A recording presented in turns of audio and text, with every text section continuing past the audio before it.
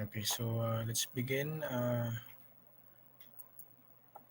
So let us. So I'll share with you um, some clips right now before we begin our discussion for today. Right.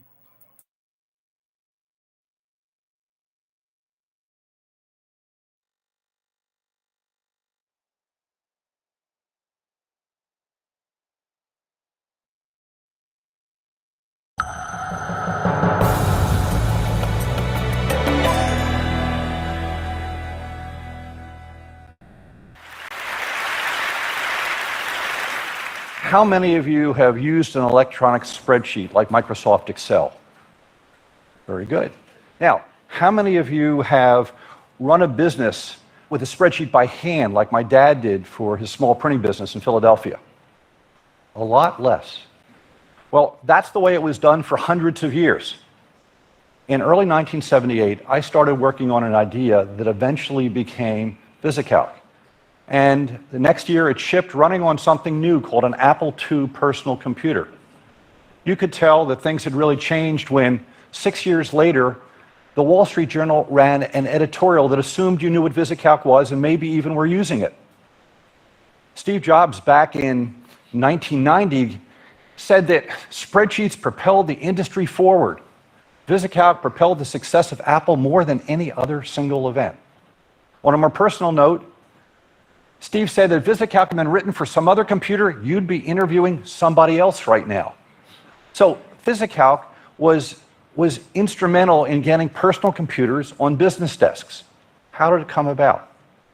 What was it? What did I go through to make it be what it was? Well, I first learned to program back in 1966 when I was 15, just a couple months after this photo was taken. Few high schoolers had access to computers in those days. But through luck and an awful lot of perseverance, I was able to get computer time around the city. After sleeping in the mud at Woodstock, I went off to MIT to go to college, where, to make money, I worked on the Multics project. Now, Multics was a trailblazing interactive time-sharing system. Have you heard of the Linux and Unix operating systems? They came from Multics. I worked on the Multics versions of what are known as interpreted computer languages that are used by people in non-computer fields to do their calculations while seated at a computer terminal. After I graduated from MIT, I went to work for Digital Equipment Corporation. At DEC, I worked on software for the new area of computerized typesetting. I helped newspapers replace their reporters' typewriters with computer terminals. I'd write software, and then I'd go out in the field to places like the Kansas City Star, where I would train users and get feedback. Now, this was real-world experience that is quite different than what I saw in the lab at MIT. After that, I was project leader of the software for DEC's first word processor, again, a new field.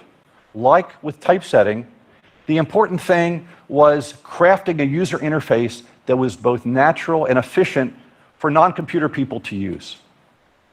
After I was at DEC, I went to work for a small company that made microprocessor-based electronic cash registers for the fast food industry.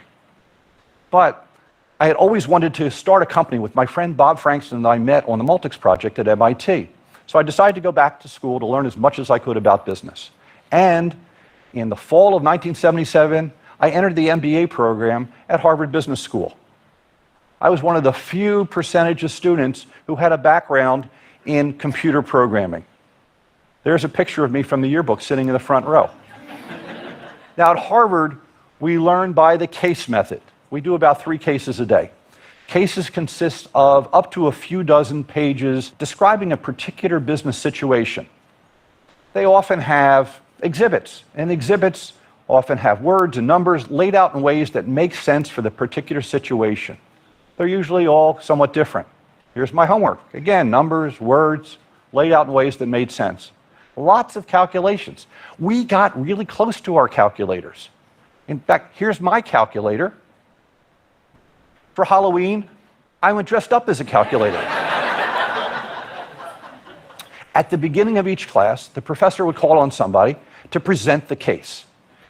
What they would do is they would explain what was going on and then dictate information that the professor would transcribe onto the many motorized blackboards at the front of the class, and then we'd have a discussion. One of the really frustrating things is when you've done all your homework, you come in the next day only to find out that you made an error and all of the other numbers you did were wrong, and you couldn't participate as well, and we were marked by class participation. So, sitting there with 87 other people in the class, I got to daydream a lot. Most programmers in those days worked on mainframes building things like inventory systems and payroll systems and bill paying systems, but I had worked on interactive word processing and on-demand personal computation. Instead of thinking about paper printouts and punch cards, I imagined a magic blackboard that if you erased one number and wrote a new thing in, all of the other numbers would automatically change, like word processing with numbers. I imagined that my calculator had mouse hardware on the bottom of it and a head-up display like in a fighter plane. And I could type some numbers in and circle it and press the sum button, and right in the middle of a negotiation, I'd be able to get the answer. Now I just had to take my fantasy and turn it into reality. My father taught me about prototyping. He showed me mock-ups that he'd make to figure out the placement on the page for the things for brochures that he was printing. And he'd use it to get feedback from customers and okays before he sent the job off to the presses. The act of making a simple working version of what you're trying to build forces you to uncover key problems, and it lets you find solutions to those problems much less expensively. So I decided to build a prototype. I went to a video terminal connected to Harvard's time-sharing system and got to work. One of the first problems that I ran into was, how do you represent values in formulas? Let me show you what I mean. Try Tank's new fruity lemonade twist. Strawberry lemonade and mixed berries lemonade. Collaboration is key for team success. With ClickUp, you can easily manage your team's tasks and timeline. I thought that you would point somewhere, type in some words, then type in somewhere else, put in some numbers and some more numbers, point where you want the answer, and then point to the first, press minus, point to the second, and get the result. The problem was, what should I put in the formula? It had to be something the computer knew what to put in, and if you looked at the formula, you needed to know where on the screen it referred to. So the first thing I thought was the programmer way of doing it. The first time you pointed to somewhere, the computer would ask you to type in a unique name. It became pretty clear pretty fast that that was going to be too tedious. The computer had to automatically make up the name and put it inside. So I thought, why not make it be the order in which you create them? I tried that, value 1, value 2. Pretty quickly I saw that if you had more than a few values, you'd never remember on the screen things were. Then I said, why not, instead of allowing you to put values anywhere, I'll restrict you to a grid. Then when you pointed to a cell, the computer could put the row and column in as a name. And if I did it like a map and put ABC across the top and numbers along the side, if you saw B7 in a formula, you'd know exactly where it was on the screen. And if you had to type a formula in yourself, you'd know what to do. Restricting you to a grid helped solve my problem. It also opened up new capabilities, like the ability to have ranges of cells. But it wasn't too restrictive. You could still put any value, any formula, in any cell. And that's the way we do it to this day, almost 40 years later. My friend Bob and I decided that we were going to build this product together. I did more work figuring out exactly how the program was supposed to behave. I wrote a reference card to act as documentation. It also helped me ensure that the user interface I was defining could be explained concisely and clearly to regular people. Bob worked in the attic of the apartment that he rented in Arlington, Massachusetts. This is the inside of the attic. Bob bought time on the MIT Multics system to write computer code on a terminal like this. And then he would download test versions to a borrowed Apple II over a phone line using an acoustic coupler, and then we would test. Now, for one of these tests, I prepared for this case about the Pepsi challenge. Print wasn't working yet, so I had to copy everything down. Save wasn't working, so every time it crashed, I had to type in all of the formulas again, over and over again. The next day in class, I raised my hand, I got called on, and I presented the case. I did 5-year projections. I did all sorts of different scenarios. I aced the case. VisiCalc was already useful. The professor said, "How did you do it?" Well, I didn't want to tell him about our secret program. So I said, "Well, I took this and added this and multiplied by this and subtracted that." He said, "Well, why don't you use a ratio?" I said, "A ratio, that wouldn't have been as exact." What I didn't say was, divide isn't working yet. Eventually, though, we did finish enough of VisiCalc to be able to show it to the public. My dad printed up a sample reference card that we could use as marketing material. In June of 1979, our publisher announced VisiCalc to the world in a small booth at the giant National Computer Conference in New York City. Now, the New York Times had a humorous article about the conference. The machines perform what seem religious rites. Even as the believers gather, the painters in the Colosseum sign room are adding to the pantheon, carefully lettering VisiCalc in giant black on yellow, "All hail VisiCalc." New York Times, "All hail VisiCalc." That was the last mention of the electronic spreadsheet in the popular business press for about 2 years. Most people didn't get it yet, but some did. In October of 1979, we shipped VisiCalc. It came in a packaging that looked like this, and it looked like this running on the Apple II. And the rest, as they say, is history. Now, there's an awful lot more to this story, but that'll have to wait for another day. One thing, though, Harvard remembers. Here's that classroom. They put up a plaque to commemorate what happened there. But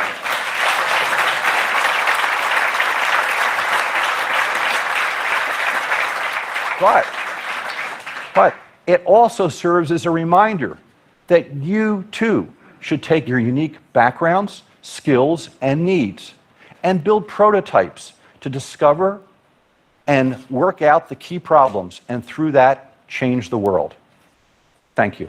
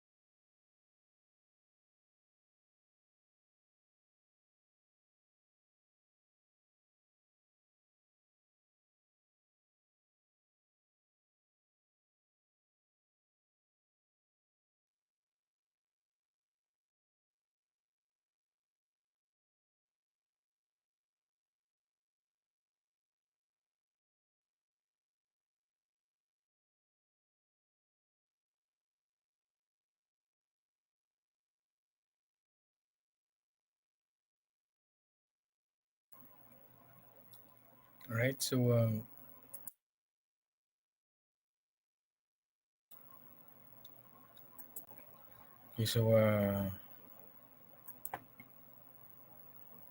Spreadsheet has been a very useful tool for all of us, no? And what we have demonstrated in our previous topics, no, that the calculation, or when we automate the calculations, has been very convenient for us to use such tools, and hopefully that inspires us to create more interesting solutions. And so hope this presents us opportunity for us to tackle real world problems. Okay, so and speaking of which, I've posted recently the guidelines for the project concept paper. So this is not the final project deliverable yet, no? So this is an executive summary. So this is like your proposal, no? Project proposal.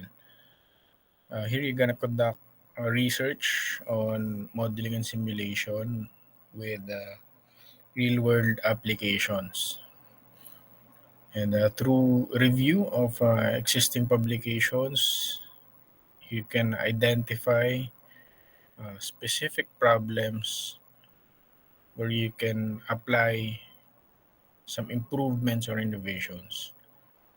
Right. So the final project can be implemented using Python, MATLAB, or any other programming applications that you're comfortable with, and that the final project output, which you're gonna present uh, on our last meeting, no?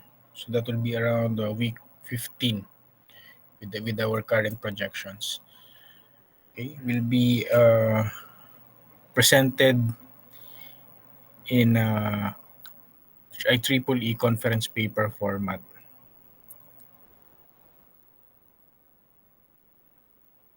Okay. Also, you can use optimize or you can implement other optimization techniques, even with the topics or algorithms that are not covered or beyond our syllabus. No? So I guess that's the idea of research, is to go beyond what is classroom setting. Okay, so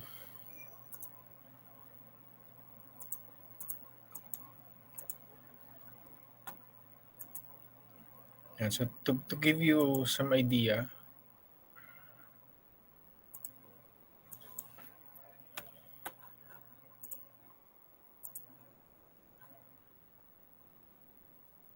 just switch my slide or my screen. No? You can use sites like Google Scholar and start your search here. No? Say optimization, network on optimization, there are various references like handbooks, journals, or conference papers. Now, the thing is, not everything here can be immediately accessible. Some are accessible if you can see some links here, then you can access these. So these are sample handbooks, no? Okay, but if we can narrow our search using, let's say, specific uh, keywords, no? Right. This one is actually related already to intelligent systems, but I'm just trying to demonstrate how you can start your research, using Google Scholar.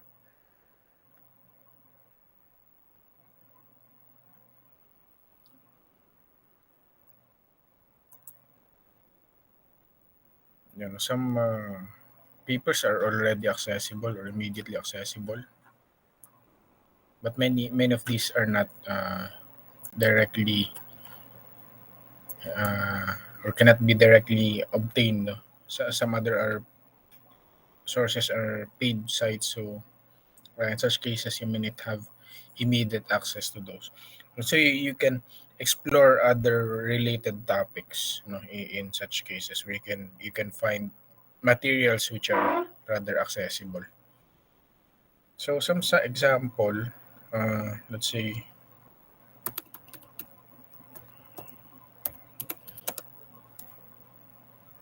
and this one, jeepney fare. So this one is published by NCTS. Based on the link, you can see that there are PDF links here, no? So meaning those files are immediately accessible. And so this is how it looks like. But this is a journal paper, no? So it's a little more. It's a little longer than the usual conference format, or this is an actual conference paper, no? But it has a longer page limit, and this one does not really necessarily follow the Tripoli format, no, that we will be using later. Okay, so this is just an example of how uh, your final paper will be. You're gonna construct your final paper. Of course, there will be some introduction. Abstract will be around 200 words or less. Introduction, to give the reader some idea of your goals in the study, the methodologies where you can present uh, models or formulas, and then you have the data like this one. And so for some of your specific applications, any problem or any field will work now. Like in this one, a simple fear matrix calculation here. This is you're not restricted to any engineering field, no? As long as you can apply the algorithms or techniques that we have covered in the uh, in this course, no, in 415, then you're okay.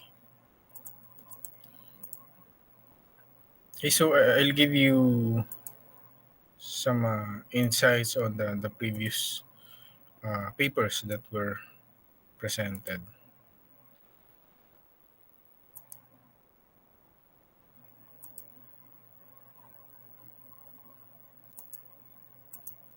Okay, so let's start with this one.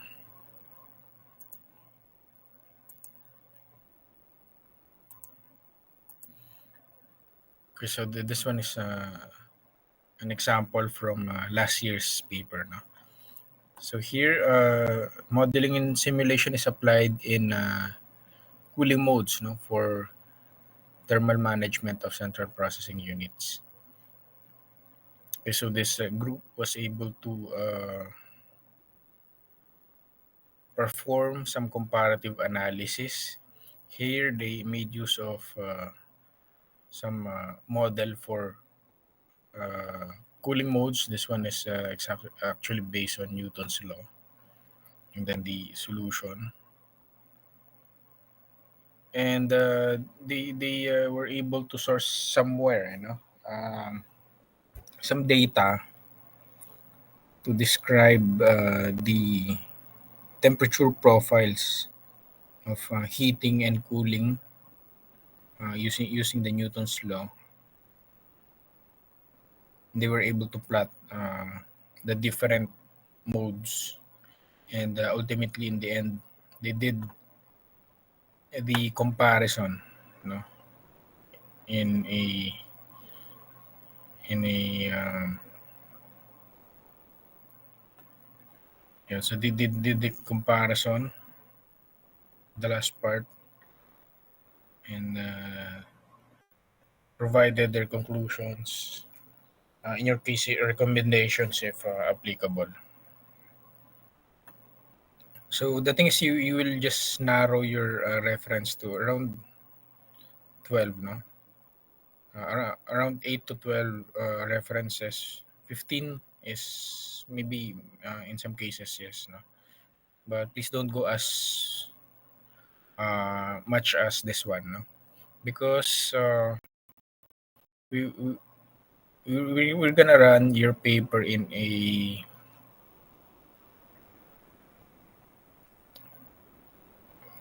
similarity check machine or software that it will somehow cover the reference section, and that having too much references will sort of um, reduce the similarity rating or increase the similarity rating. So that's one of the example. Oh, let me just share first the files pala. Ayan. So this is actually the file, or not that one. The first one is this one actually. Yeah. Yeah. So this is the first. This one is from last year. No? So modeling and simulation of cooling modes for thermal management of CPUs. And so you have to present your discussion here, and then the models or the equations here, some graphs. These are actually obtained from a different study, no? So they just did automate or simulated these figures.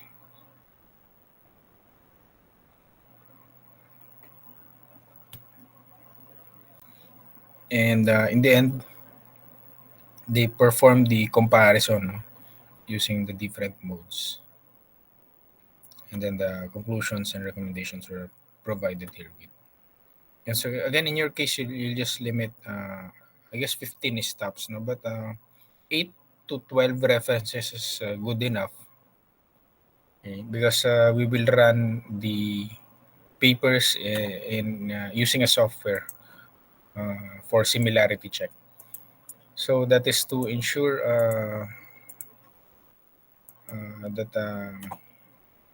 so in the field of research, the plagiarism is the ultimate sin. No? So to avoid that, we're gonna run your papers in a similarity check software. So here's another study from last year. This involves the modeling and simulation of infectious disease. So this is an improved model based on this is an improvement actually as compared to the previous one. No? So this is the older model SIR. Here the model was improved using the added exposed data, and these figures are also based from online sources. Uh, the data were obtained from a separate study which was conducted during the pandemic. No? So they just did automate or simulated the same data, and they were able to come up with these figures here. And then of course conclusions and recommendations, like the usual research project. So kind of like a thesis, no, but not really that extensive or intensive in terms of application. So much of this can be done by simple programming software. And of course, your data should be from reliable sources. No? So again, here's another example. This was a software for loan calculation. So they just did the simple tool using Newton-Raphson method. No? And then in this, they were able to provide an automated calculation given the interest rates, principal amount, and then the monthly amortization. And so that's some of the sample projects from last year.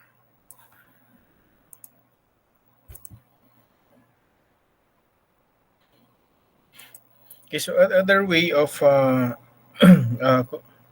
doing your research is by checking Google IEEE Explore. No?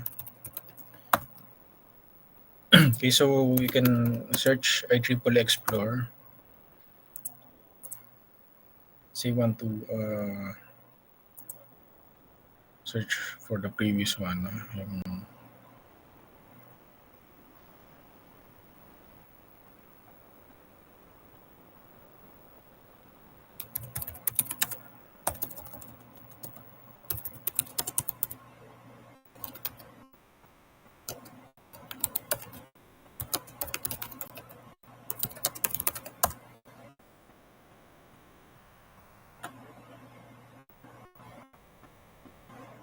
And so this is actually the previous study that I shared with you. In most cases, you may not be able to access this using using, or you'll be needing institutional access. So this is a paid subscription or paid membership to be able to access this.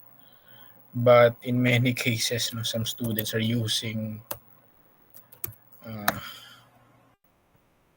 this site here, but it may not access the more recent one. So let's try to search for an older title. Let's see.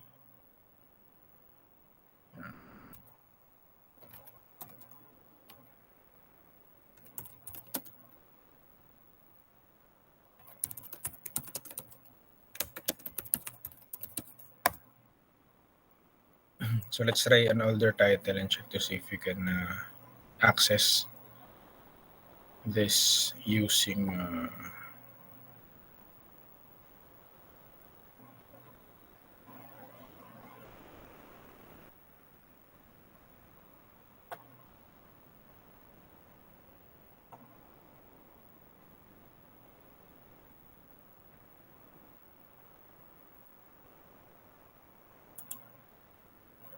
okay, so let's try this one.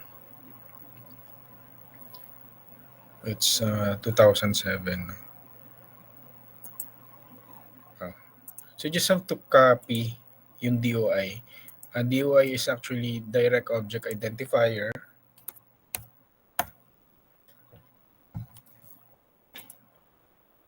So it works like a link, for for older files you can immediately access using this guy right here. Although there's some sort of an ethical conundrum, no? Because this is not an actually legitimate sources. But anyway, you have the file that you want. No? You can access it.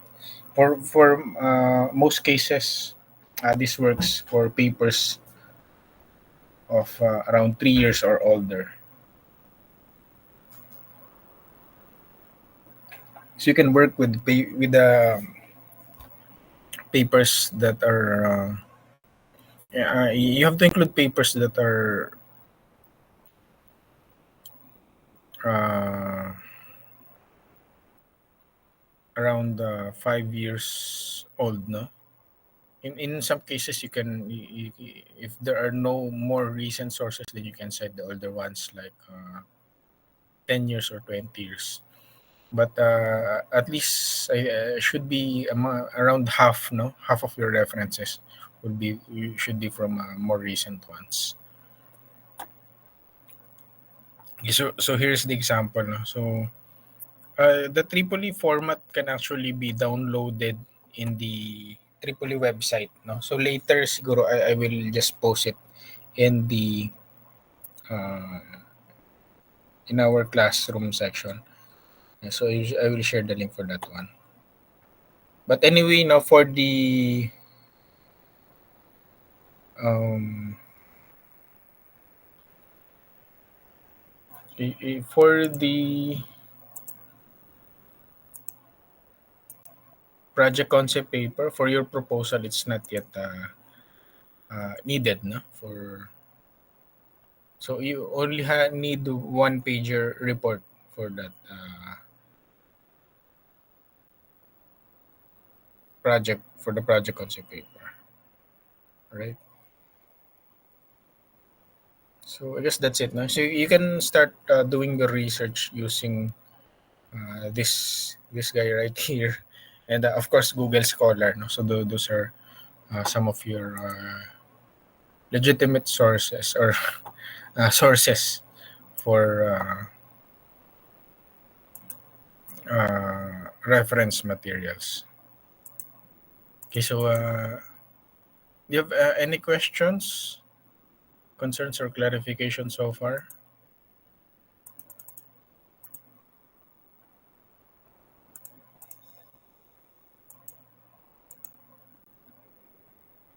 And so I'll share again another.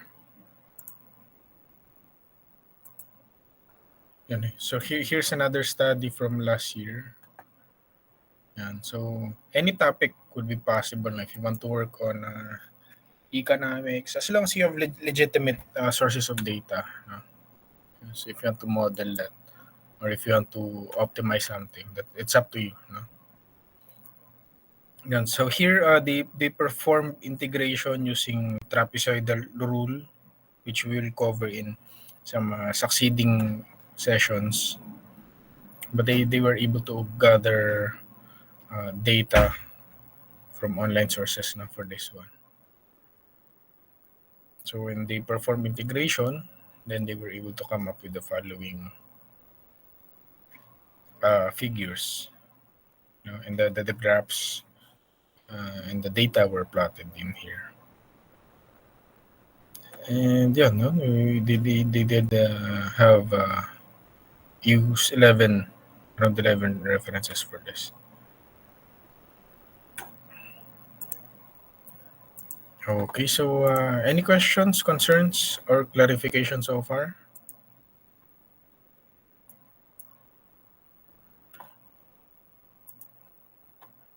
Okay, if none, can I see a show of hands? If everything is clear regarding the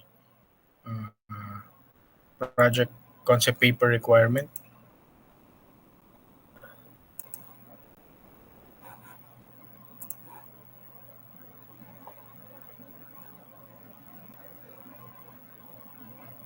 Again, can I see a show of hands if everything is clear regarding the project requirements?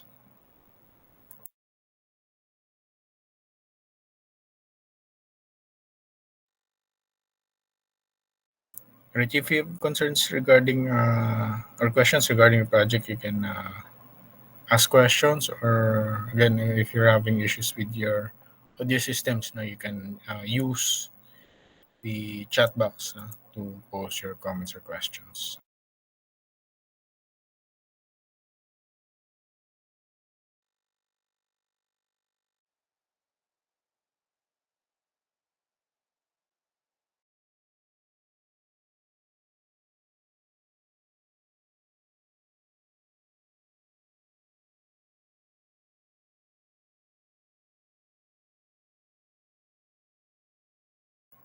Okay, so similarly, you can check the titles that were published uh, last year, in the from IEEE Explorer. And so if you want to check for copies of that, then just send me a message, and then I'll give you some of the copies of those papers. If not copies for your reference, right?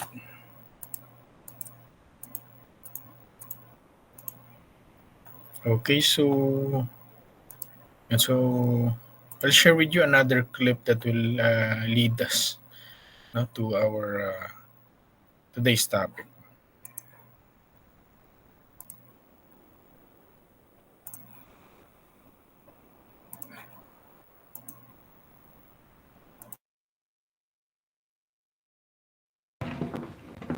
Eins plus zwei plus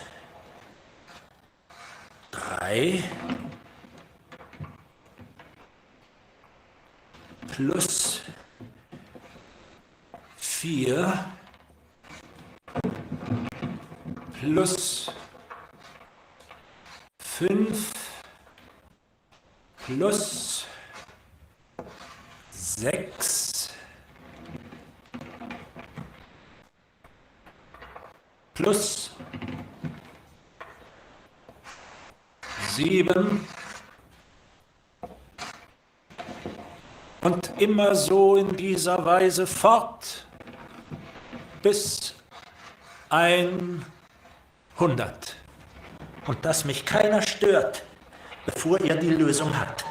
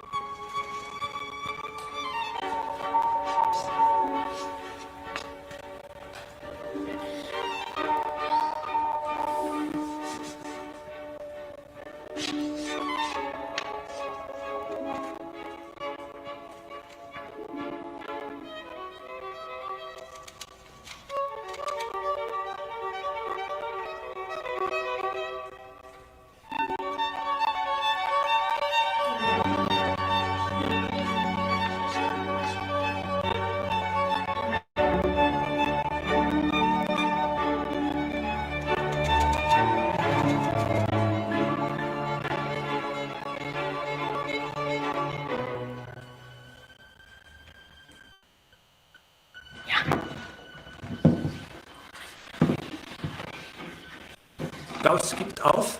Ich sehe, du hast den. Der kriegt gleich Schläge.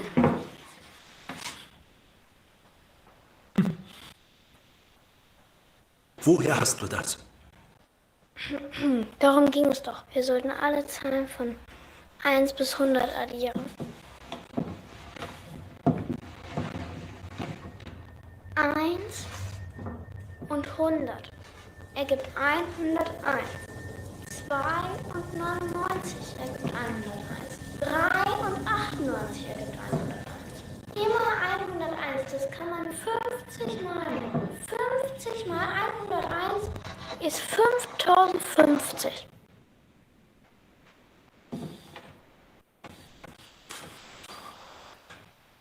Gauss in die Ecke. Mund halten, nachher da bleiben. Aber wir sollten doch... Wieder Worte.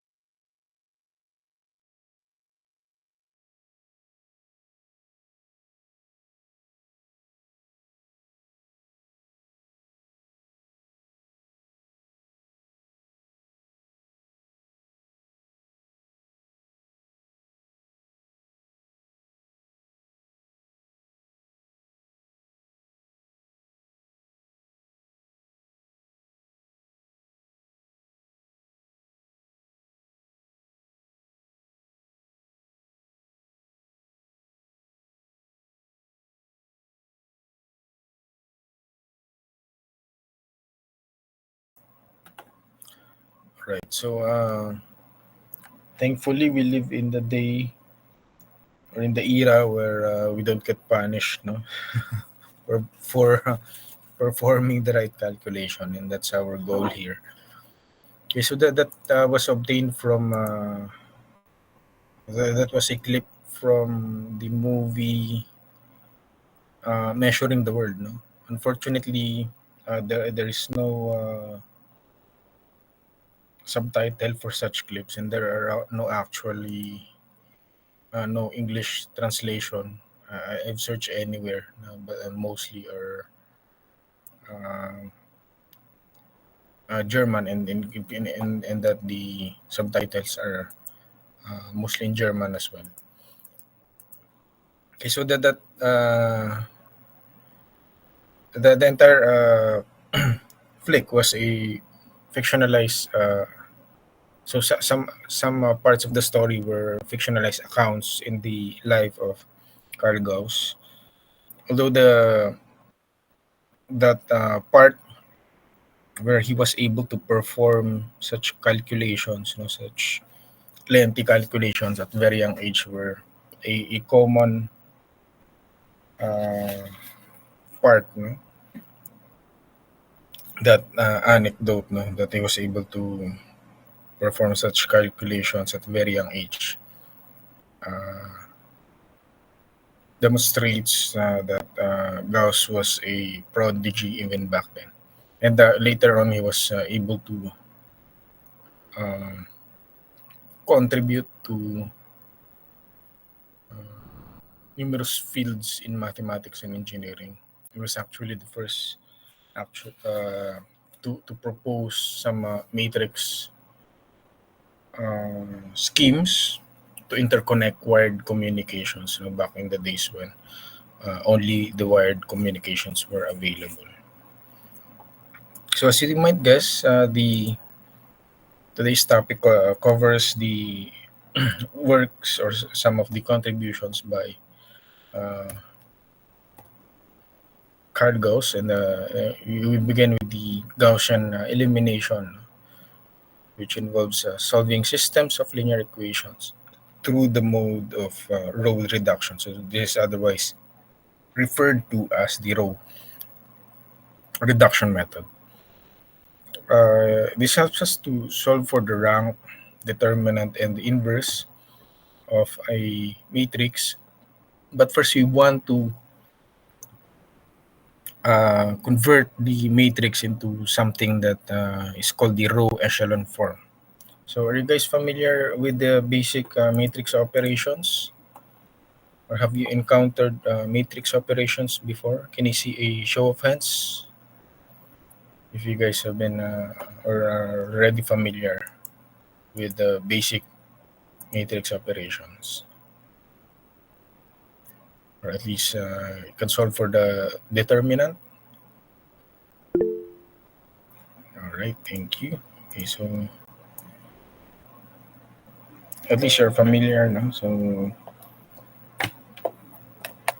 yeah, no? So we can further our discussions. No? So uh, as you might notice, this appears to be in some form of a triangular matrix, specifically upper triangular. So we want to convert the original matrix we're solving for into this forms for us to be able to solve or figure the solutions.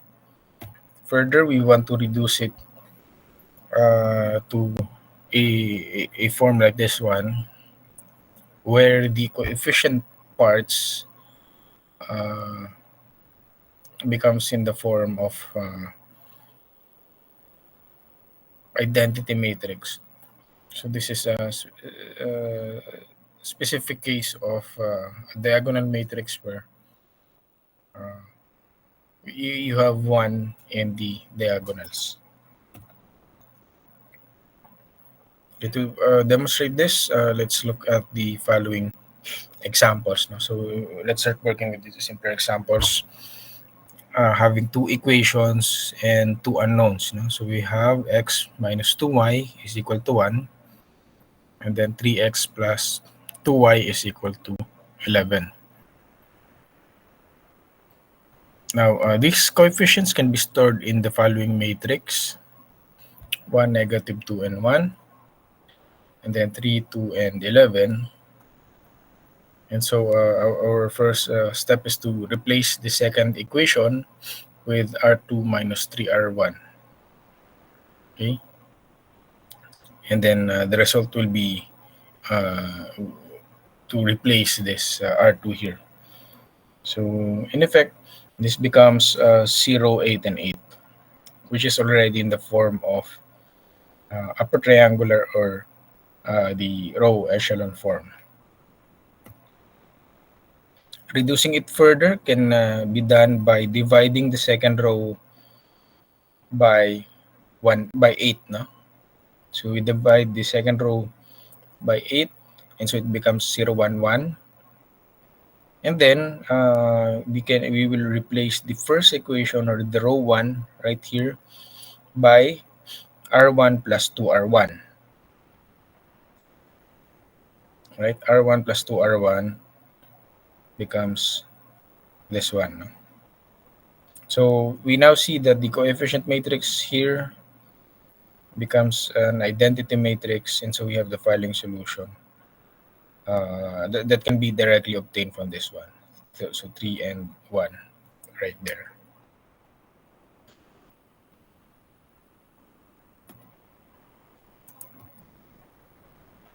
Yeah, the Gaussian elimination produces the matrix in row echelon form, while the Gauss-Jordan elimination produces the matrix in something called the reduced row echelon form. Right, so later we go back to this problem as your exercise, but let's go through the algorithm first. So here we need to identify the number of unknowns, no? So we read the n number of unknowns, and then the augmented matrix, which is of n by n, or n by n plus 1. No? So the coefficient matrix is n by n, but the entire matrix will be that of n by n plus 1. And then we transform the augmented matrix to upper triangular matrix by row operations, and obtain the solution by back substitution. And that's when we display the result. So later I will share with you these slides so you can take a closer look at how the sample programs can be constructed to automate the process. So some review questions, I'll just skip this one. Concerning matrix. Okay, so which matrix does not have an inverse by solving it? Anyone? So later I will go through some more examples, no? With the Gauss-Jordan. So first, review question: which matrix does not have an inverse by solving it? You can post your answers in the chat box.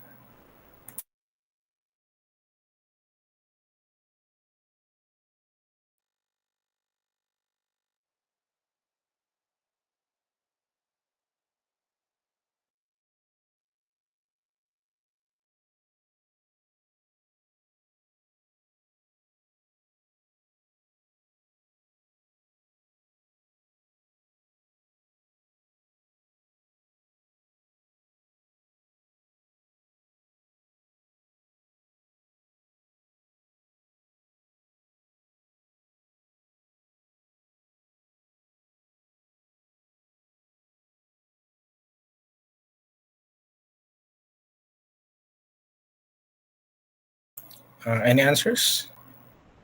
Which matrix does not have an inverse? Okay, thank you. How about the others? Do you guys agree?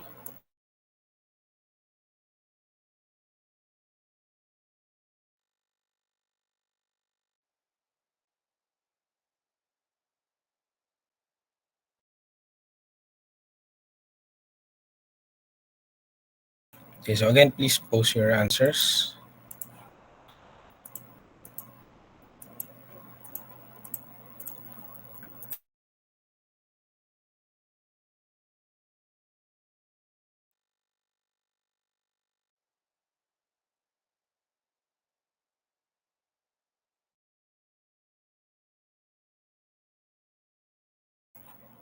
Right. So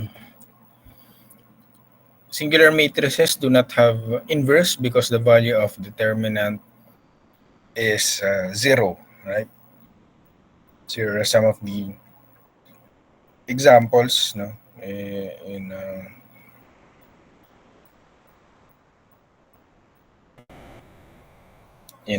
2 by 2 dimensions, right? So as we've seen earlier, which of the following transformations are allowed in the Gauss-Jordan method? Is it swapping a column, swapping two rows, swapping two columns, or swapping a row? Again, please post your answers in the chat box.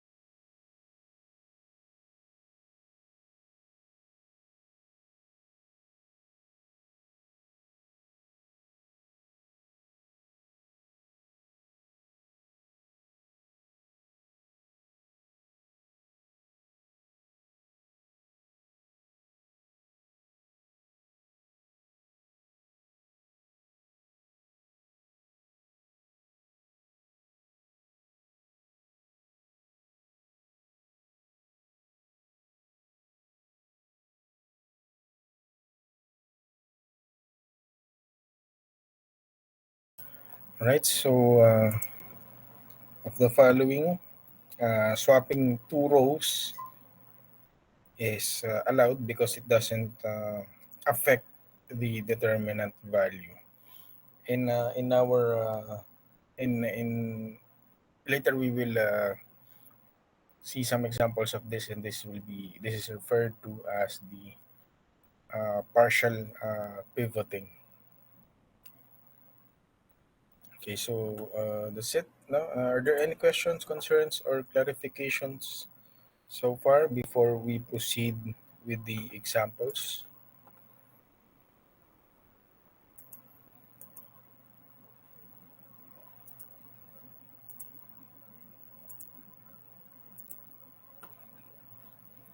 Okay, so let's go through the examples. So the Gauss elimination method, or in this reference referred to as the naive Gauss elimination, allows us to solve for simultaneous linear equations. No?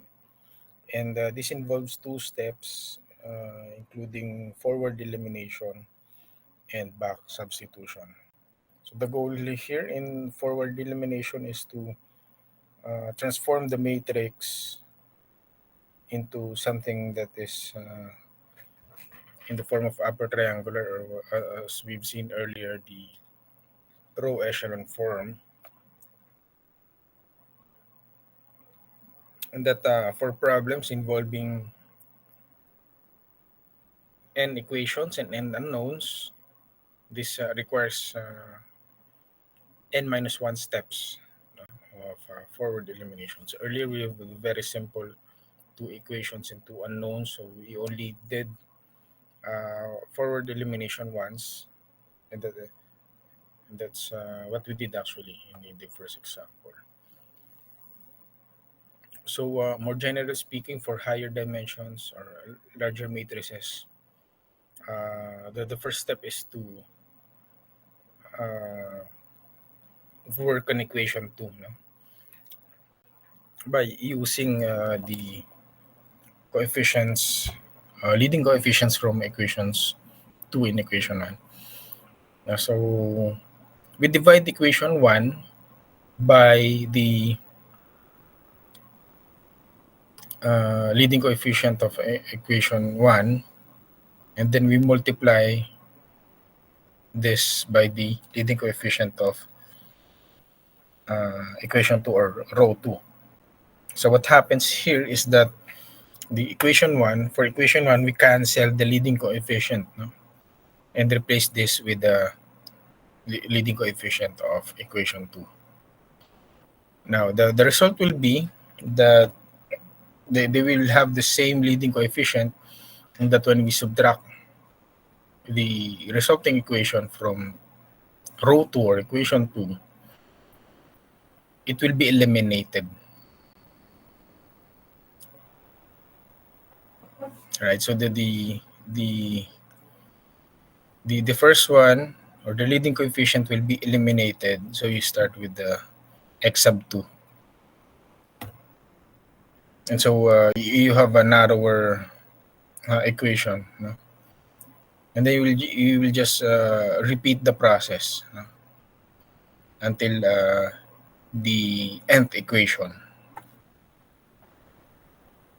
Right? So for n equations, you'll be performing n minus 1 forward elimination process. And then we repeat the same procedure for the third term of equation 3. But this time, for equation 3, we will be using instead the equation 2, no? Or the reduced equation 2, to eliminate the coefficient of x sub 2 for equation 3. And now this sort of assumes already the triangular form, as in every step or in every row, every layer, we are reducing the coefficients, or we are eliminating the coefficients. So the general form will be like this one. You have a triangular coefficient matrix for the echelon form, and then we perform back substitution, no? Okay. So in this example of 3 equations and 3 unknowns, we start the back substitution using the bottom equation. Because here, we only have one equation, one unknown. And then by working backwards, you will use the new value obtained here to work on the remaining values going up. Generally, the last equation becomes one equation, one unknown in the following form. And all the other x values in the upwards direction will be, or can be presented in the following form for all the values of I. And so let's start with the practical example to give us a better grasp of okay, so how the technique would look like.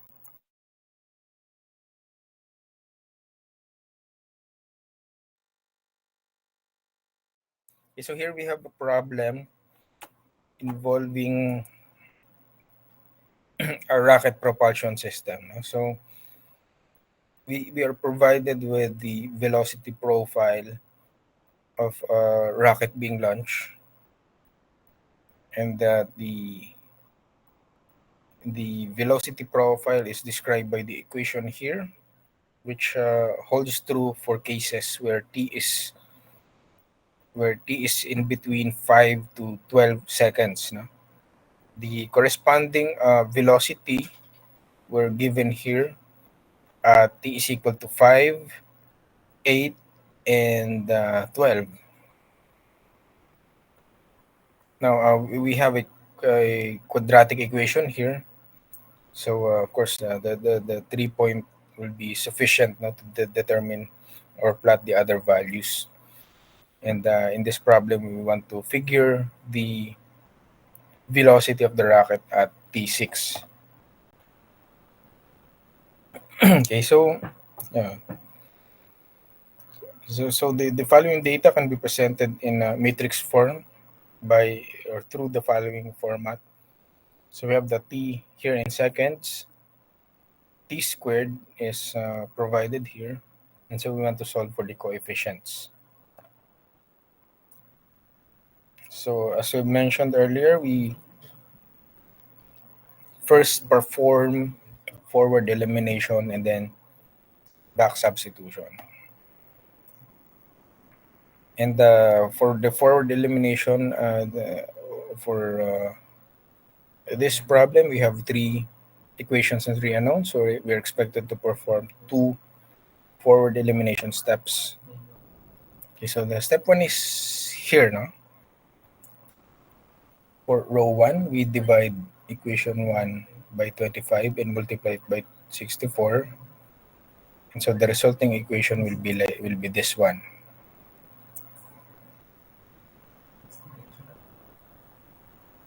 Now we will subtract the resulting equation from equation 2 right here. As you can see, they have the same leading coefficient. So x1 here will be eliminated. We were left with the 2 coefficients here. Now we will replace right, so I cannot highlight, no, but we will replace row 2 here with this equation, and this becomes our new matrix. And so we can from this we can start working on row 3 or equation 3.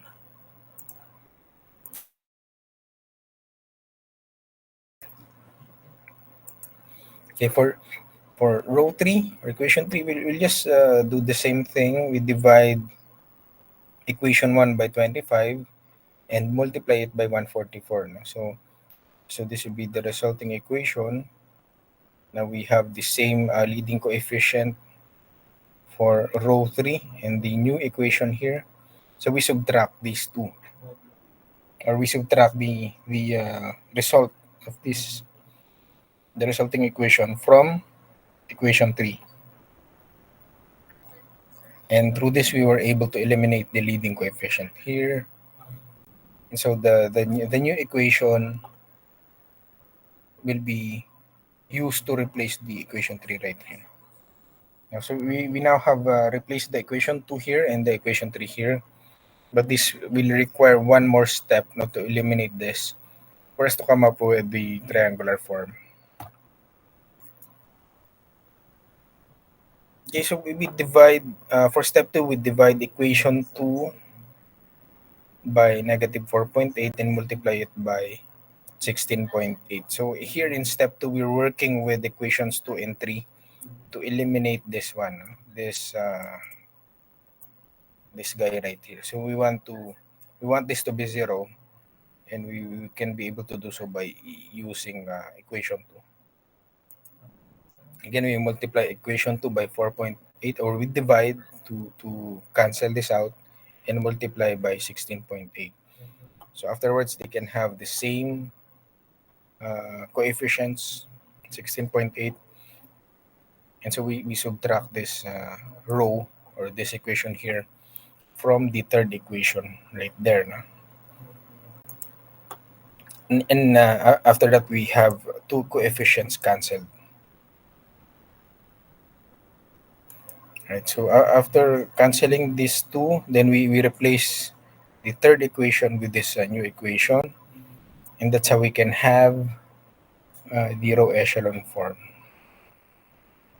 which is again an upper triangular matrix here. And so we can proceed with the back substitution. From the third row, we can immediately obtain the exact value of A3, A sub 3 here, having only one equation, one unknown. No? So here we can obtain one A sub 3 at 1.08 and so on. And then we will use this value of A3 to obtain the value of A2 using equation 2 or row 2.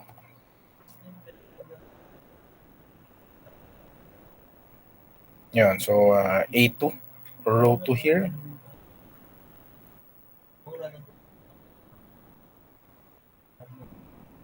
Yeah, we just plug in the value of A3 and rearrange the equation from row 2. So now we have the value of A2 right here. And at this point now we have the value of A3.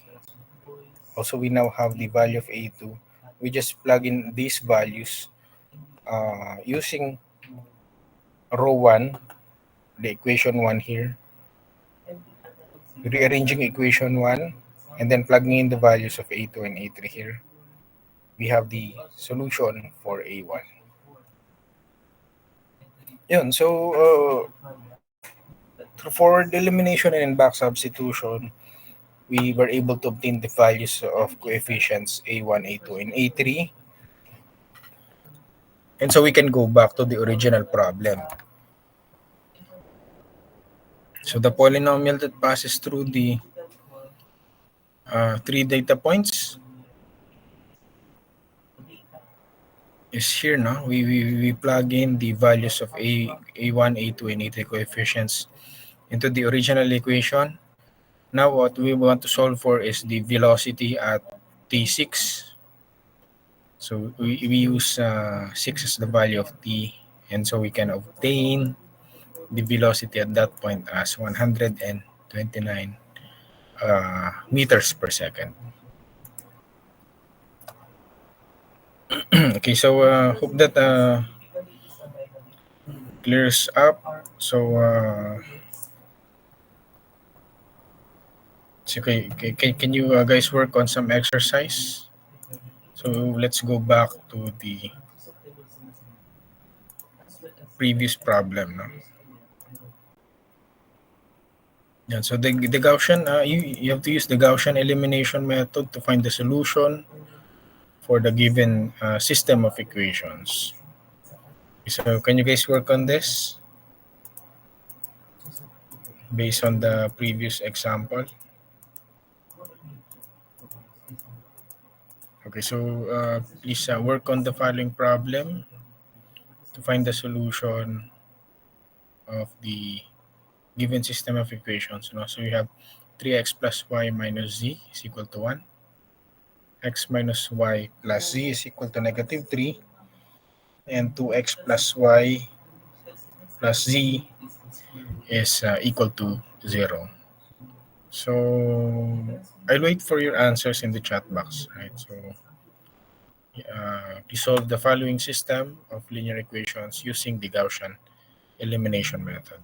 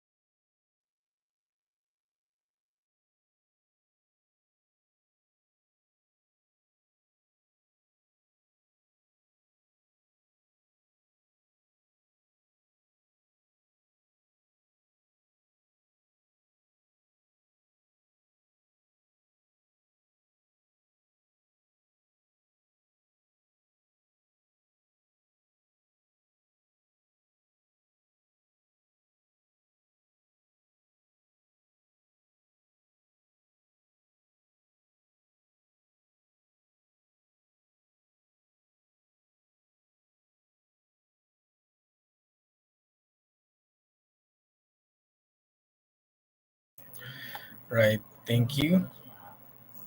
Okay, so most of you got the same answer. So anyway, you can verify the answers from online apps or tools like this one. No? So here the Gaussian elimination system is also implemented. Yeah, so pretty much everyone got the same answer, right? So thank you and good job. Okay, so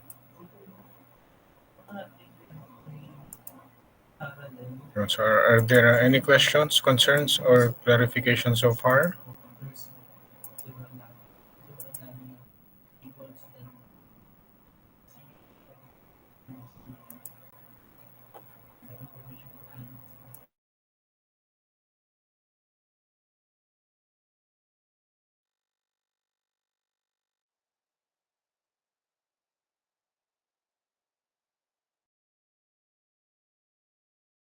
Okay, so we go back to the previous examples, no,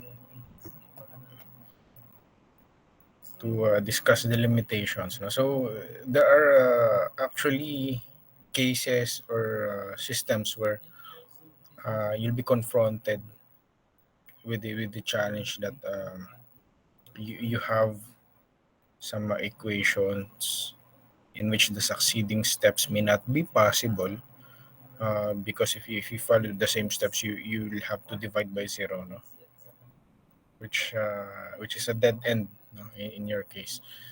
So yun, so in system of equations like this one, you'll be confronted with the same,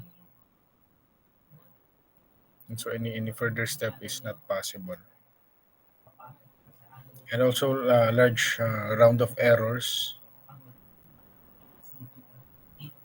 can be an issue as well. So to go about this, I will skip the formal discussion here, but I'll give you some example where this can be workable. No? So the idea here is the use of partial pivoting, like as mentioned in the earlier Q&A, that you can swap two rows. No?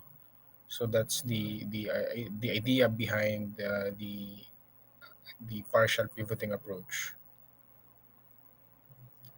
This is partial in a sense that there's an actually a system where complete pivoting is done. No?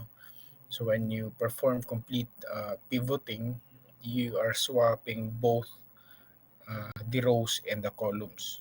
So the system of equation or the linear equations remain the same. However, it may affect or it can affect the determinant calculation. So in this case, we will be only using partial pivoting. So we will just switch the rows and keep the determinant as it is. Okay, so the method of partial pivoting will still require us to perform the essential steps, no? The forward elimination and the back substitution. And that same with the previous approach in the case of the naive Gauss elimination, we'll be using or we'll be doing uh, n minus one steps of forward elimination for problems involving n equations and n number of unknowns. Right, so still the same form is will be the goal. Also in the case of x sub n and x, any values of x in between. And let's go straight to the example, no? So let's consider the this equation here, or this matrix here, which is the same as the rocket problem we've solved earlier, no? Okay, so we will perform similarly forward elimination and back substitution, and we're expected to do two steps of forward elimination, having three equations and three unknowns. But the thing here is that we will first do the partial pivoting in this attempt. No, so to do this, let's first examine the absolute value of the first column, starting from the first row and below. No? So here the largest absolute value is 144 from row 3. So we want the row 3 to be the one on top. No? So we're going to switch row 1 and row 3. So the resulting matrix will be, we looking at the leading coefficients will be in the descending pattern. Right? Okay, so and then we perform the same forward elimination steps. Okay, so first we divide, working on row 2, no? We divide equation 1 by 144 and multiply it by 64. And so we have the following equation as a result. No? We will subtract this result from equation 2 right here. No? And rounding off everything, we have the following equation.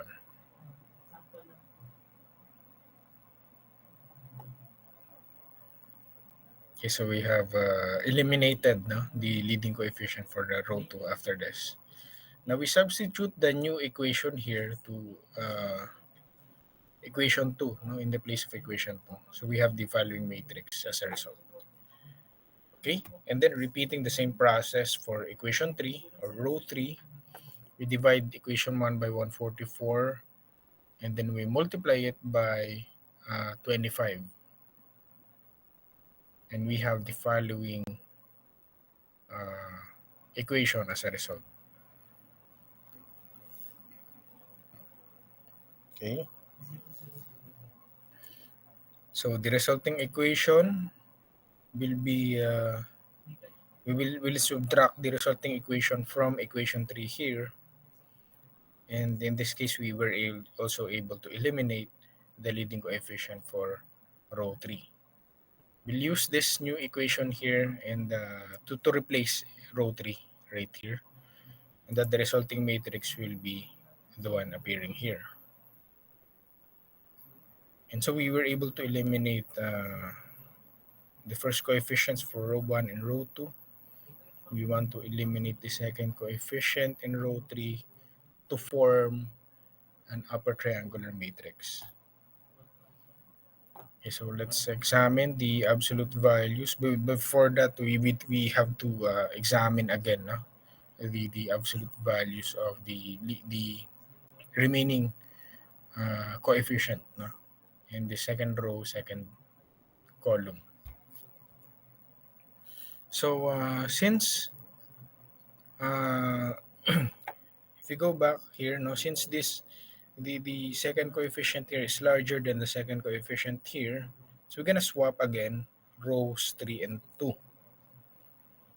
So the largest value is 2.917 in row 3, so we switch row 2 and row 3, and this will be transformed in this equation right here.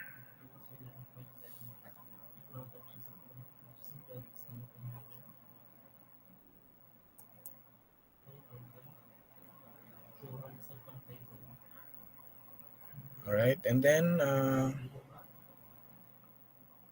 we repeat the process, as you might have guessed, using row 2 and row 3 to eliminate the remaining coefficient here.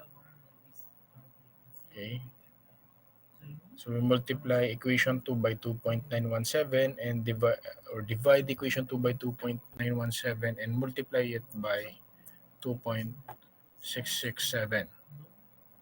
So this is to eliminate 2.917, and the result is they will have the same coefficient. we can subtract the resulting equation here from equation 3 right here, no? To eliminate the second coefficient. And so we're left with the following. We will replace equation 3 using this new equation right here. After that, we now have the row echelon form where we have again the upper triangular matrix in our coefficient. And so we start the back substitution process.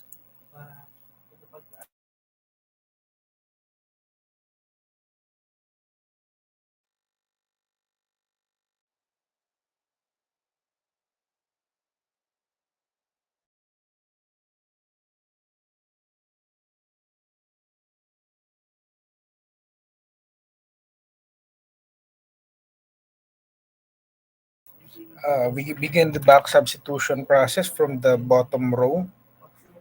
In the row 3, we can see that we only have one equation, one unknown. So we just directly obtain the value of A3 by rearranging the equation. No? So A3 is 1.15. Then going backwards for or using row 2, we can obtain the value of A2. We rearrange the equation from row 2 and plug in the value of A3 we have just obtained at 1.15 here. And so we obtain A2 as 19.67. Okay, so we have now A3 at 1.15, A2 at 19.65. So we can start working on row 1. We will rearrange the equation from row 1 and plug in the values of A2 and A3. Again, A2 is 19.67, A3 is 1.15. And so we can solve for A1, which is at 0.2917. And so that's it. No, we now have the coefficients after uh, partial pivoting. So later I will upload these slides, and there are other examples presented here, and you can work on further exercises as well and check your solutions using, as I've shared earlier, no, some online web-based tools, no, to determine or verify your solutions. Okay, so are there any questions, concerns, or clarifications so far? Okay, so can I see a show of hands if everything is clear up to this point?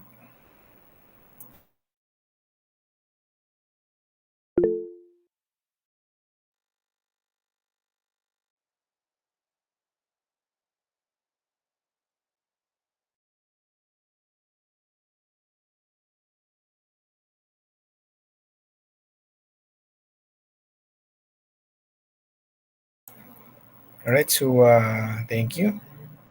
So we'll proceed with our next topic, which is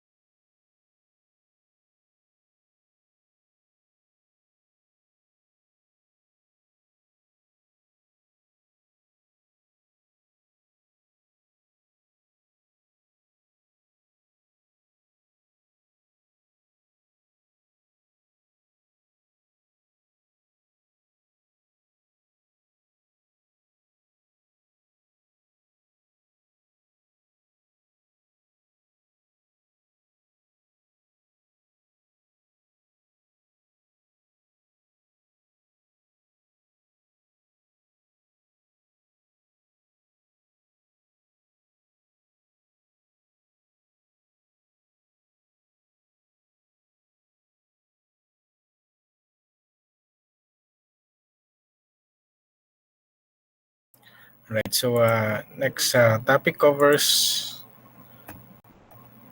the method of Jacobi. No, so the Jacobi iteration is an iterative method for solving linear systems. This is otherwise known as the Jacobi transformation process for matrix diagonalization or the simultaneous displacement method. The development of which is attributed to Carl Gustav Jacobi, and it has the following requirements. No? So for the coefficient matrix, it has to be a square matrix.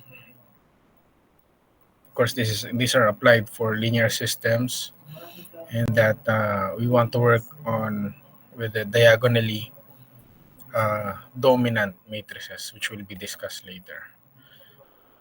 Uh, we we have to start with the following assumptions that a unique solution exists for the following linear systems, and that the coefficient matrix has no zeros on its main diagonal. No? So that a sub 1 1 here, a sub 2 2 up to a sub n should be non-zeros. Then otherwise, we will be we will need to perform partial pivoting to eliminate this problem. So the solution is obtained using the following formulas. X sub 1 can be obtained from the equation from row 1 or the first equation. X sub 2 can be obtained from row 2 or the second equation. And X sub n can be obtained from the nth equation or row n. So the iterative process starts with an initial guess, like any other iterative methods that we have covered so far. But in this case, we have to make initial guesses for all values of x, no? X sub 1, x sub 2, x sub 3 until x sub n. Now, after the first iteration, the new values of x, x sub 1, x sub 2, x sub 3, and up to x sub n will be based on the initial guess. Succeeding values of x solutions, x sub 1, x sub 2, x sub 3, and x sub n will be based from the previous values. Right, so later we will work on these problems, which is based on the following equations. But here's how we can check if the system is diagonally dominant. Okay, so first we look into the diagonal coefficients, no? 9, 12, and 14. For each coefficients, we have to examine whether this coefficient right here is significantly larger than the other coefficients within its row, no? The test is this one, that n should be greater or equal to the sum of the absolute values of the coefficients, no? So in this case, 9 is greater than 5, so it is a yes. For the second row, we will inspect the coefficients other than 12, and we've noticed that 12 is larger than the sum of absolute value of 1 and 9 beside it, and so that's also a yes. 12 is greater than 10. Now for the third row, we'll inspect the other coefficients along that row. So here, 14 is the diagonal, which is larger than the absolute values of the sum of the absolute values of 4 and 6. So 14 is greater than 10, so it's another yes. Now, so once we've satisfied all these conditions, we're guaranteed to have a solution or converge on a solution using the Jacobi iteration. So the step involves using the three equations. No, so this is from the row 1, this one is from row 2, and this one is from row 3. So we have to rearrange all three equations so that we can obtain the x1 based from equation 1, x2 can be obtained from equation 2, and x3 can be obtained from equation 3 right there. Okay, so we now have the three equations to work with. So we make the initial guess from that, no? So we can summarize the algorithm using the following steps. And so we have to arrange the system of linear equations in diagonally dominant form. If we didn't satisfy the test for diagonal dominance, then we have to perform pivoting. No, we read the tolerable error or set the value for the tolerable error and convert the first equation in terms of first variable, second equation in terms of second variable, and the third equation in terms of third variable, and so on, so that the nth equation can be obtained. Uh, so the nth variable rather can be obtained using the nth equation. So we'll next make an initial guesses for values of uh, x0, y0, and z0. No? Okay, so in the previous example, that's x1, x2, x3. So we make initial guesses for that one. And then we substitute the values of x0, y0, and z0, okay, from the previous steps. And the equation obtained in step 4 will create the new values of x sub 1, y sub 1, and z sub 1. So we perform these calculations as long as we're not reaching values that are lower than the previously defined tolerance. And in each step, we replace x1 with or x0 with the new value of x1, y0 with the new value of y1, and z0 with the new value of z1. So once we reach the desired error rates, we print the value of results and terminate the program. Okay, so are there any questions, concerns, or clarification so far before we proceed with the exercise or the sample problems?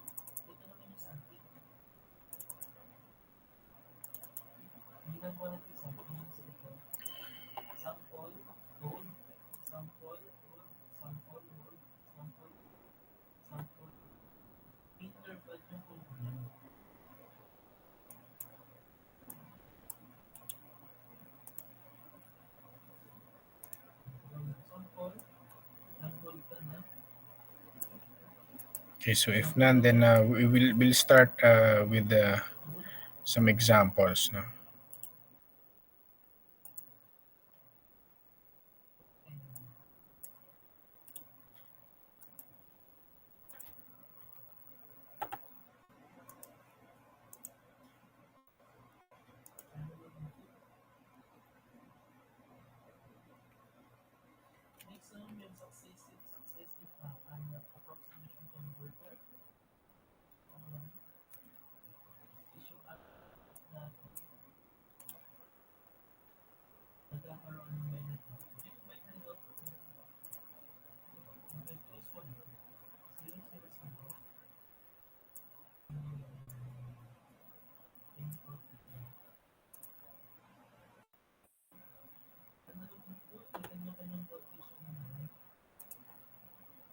Right, so I'll just switch